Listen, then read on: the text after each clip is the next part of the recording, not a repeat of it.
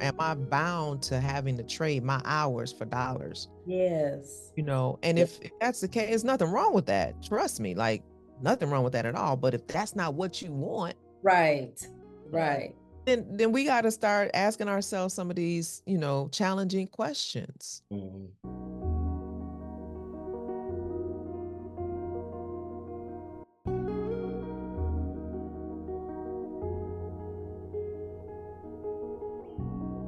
Oh, thank you so much. I'm so glad Yeah. to be here with you all. I am a long time hard worker, probably much like both of you. I've worked a job since I was 14 years old. Wow. Wow. And when you think about all that time, I won't say exactly how old I am, but I'm old enough to know that if I do the math, Mhm. having worked since 14, if I would have done right by my money, I Right. should be a multimillionaire by now. Right. Right. Right. Oh, Right. yes. Yes. That is not the case yet. And so what I realized along my journey, I worked in radio and TV. I'm from Chicago, so people from Chicago will recognize me from WVON and other places and whatnot. And even though I had a high visibility job, Mhm. I, got a lot of accolades and I had a lot of street cred, but my bank account did not match up with all that. Here. It can be very difficult and it's not always easy to do it on your own. That's why it's important to have other people in your circle, Hmm. Mhm. that you can work through the issues with. When it comes to money, there are people who call themselves money therapists or financial therapists. Hmm. They're traditional therapists. And, some people have a mastermind or an accountability group or a coaching group. All of those things I found as a recovering superhero Hmm. that has a cape with many a hole and many a rip in it because Yeah. I would take it off. Right. so, so as a recovering superhero, I have realized over the past decade or a little bit more, the value of having that inner circle, people Mm. that you can have honest conversations with Right. about Mhm. something as sensitive and as delicate as money. So, Right. And that is because we are of an age, and growing up it was we were seen and not heard, Yep. and it was don't tell them people what goes on in our That's house, business. don't tell your business. And so all of that, when you talk about these masterminds, you talk about even with therapy and with coaching, where people who are professionals and bound to not telling your business, like Mhm. people are, they still shy away from that. So how do we work towards being more open and not feeling that shame or that guilt for sharing those types of things? that's a good question. I think that you have to make a decision. Hmm. You have to, if you're looking at your money situation right now, and I want to invite everybody listening to just think for a second about your money situation and answer this question.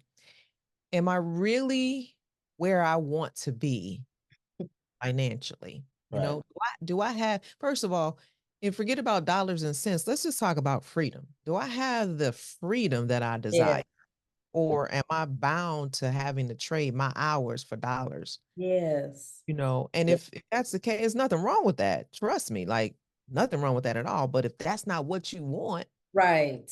Right. Right. then we got to start asking ourselves some of these, challenging questions. Mhm. If you don't like where you are, like let's give ourselves permission to examine this thing instead of Right. putting our head in the sand and acting like, this isn't an issue. And so when you answer that question, answer it first of all without judgment. Hmm. Mhm. Reason why we don't want to talk about this, and you alluded to it a second ago, is because we always feel judged. Right. You can take off a day or two or three just so that you can have 2 or 3 days, Yeah. not the weekend. You let your weekend be what you do on the weekend. But I'm saying to y'all, plan out a day before the end of this quarter. Hmm. Take Mhm. 1 or 2 days off, a Thursday and a Friday, or a Wednesday, Thursday, and Friday, Mhm. and make an experience out of it. You don't have to spend money and go nowhere. You can do a staycation and y'all at home, you take a half a day and y'all just have lunch, go treat yourself to lunch, brainstorm about, okay, let's talk about this podcast. Hmm. Yes. Let's plan out 18 months. Right. Mm, Let's talk about how we are going to monetize this thing. Mhm. Our time is yours, right? Right. So yes.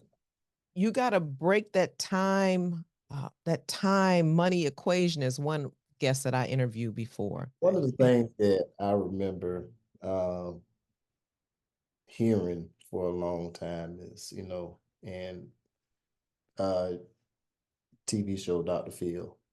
I Mhm. was watching him one day, and he said, "You can't fix money problems with money." Mhm. And Mm, that doesn't make any sense to me. And I understand it more so now because say you have to have a different mindset. There's right. It's like you can give people $1 million. If they don't have the mindset to hold on to it, they'll lose it within Mhm. whatever amount of time. that's it.